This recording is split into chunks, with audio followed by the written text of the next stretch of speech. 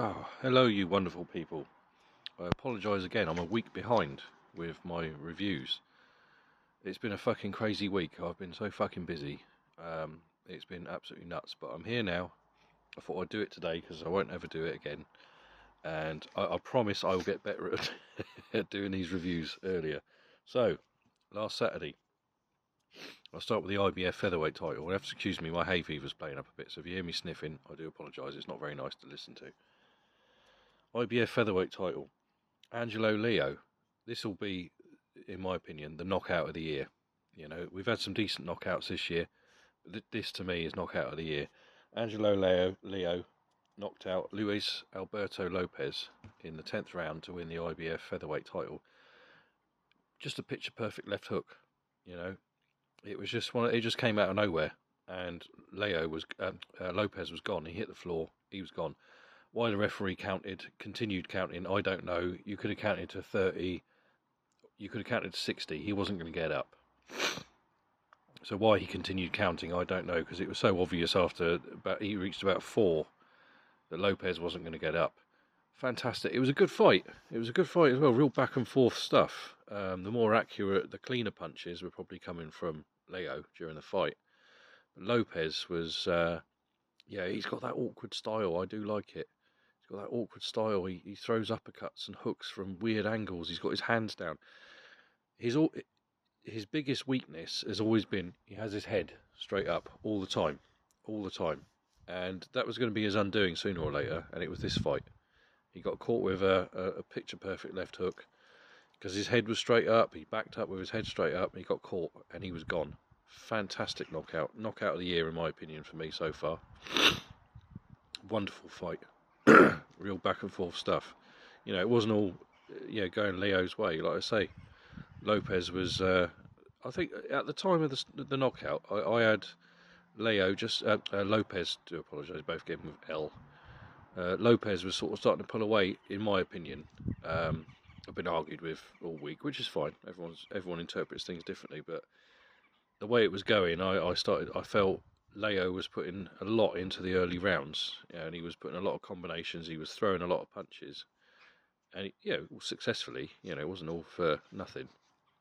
But I just felt that Lopez was starting to catch him, coming in with the hooks and the uppercuts.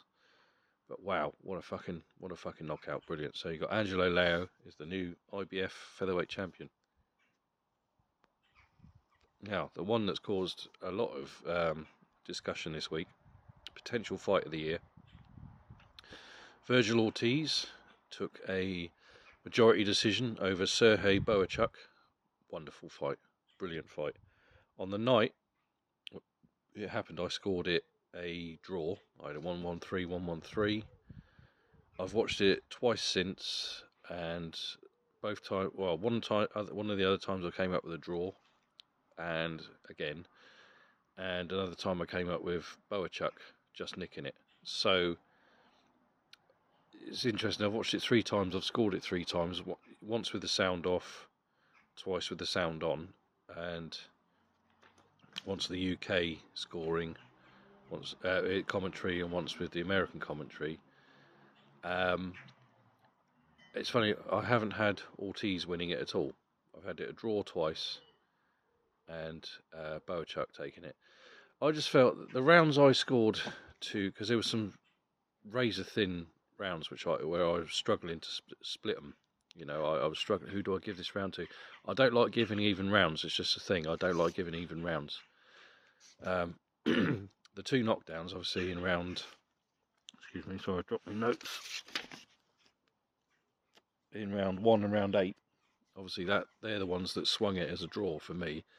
Rounds-wise, I had more rounds to Ortiz on the night, and again, obviously, when I scored it another time, purely because I felt his punches were hurting Bohachuk. He was working to the body, he was catching him. When he landed combinations and things, he was actually, you could see Bohachuk either wincing or moving back straight away, registering that he'd been hurt. However, some of the close rounds, it was a kind of, what did you go for? Did you go for the 1 or 2 hurtful looking punches from Ortiz, or did you go for the real accurate straight right hands and hooks to the body? that were accurate and were landing consistently for Bohachuk. So I can understand why people were upset.